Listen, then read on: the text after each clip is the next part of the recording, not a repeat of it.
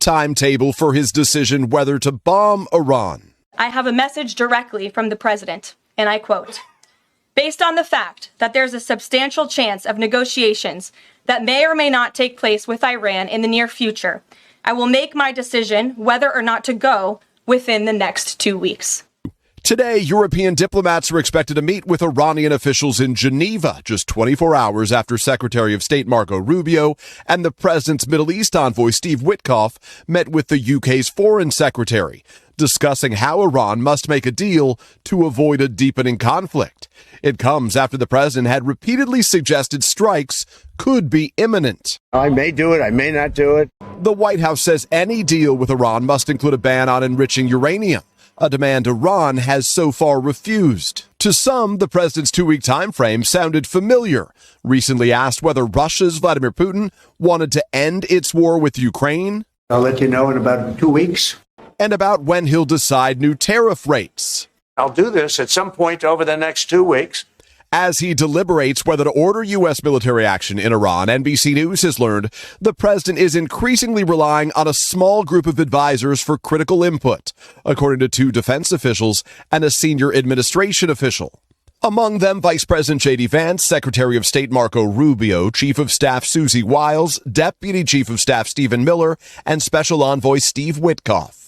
Officials also tell NBC News the president has sidelined the Director of National Intelligence, Tulsi Gabbard, who opposes U.S. strikes in Iran, and has not been routinely turning to Defense Secretary Pete Hegseth as part of his decision-making process. The Pentagon responded saying that's completely false and that Hegseth is speaking with President Trump multiple times each day. So, Peter, while I have you here, I want to turn to California for a moment here. Of course, the center of the recent immigration protests, especially there in Los Angeles. Overnight, we got a major ruling on the president's deployment of the National Guard there. It's quite the controversial move. What more can you tell us about that?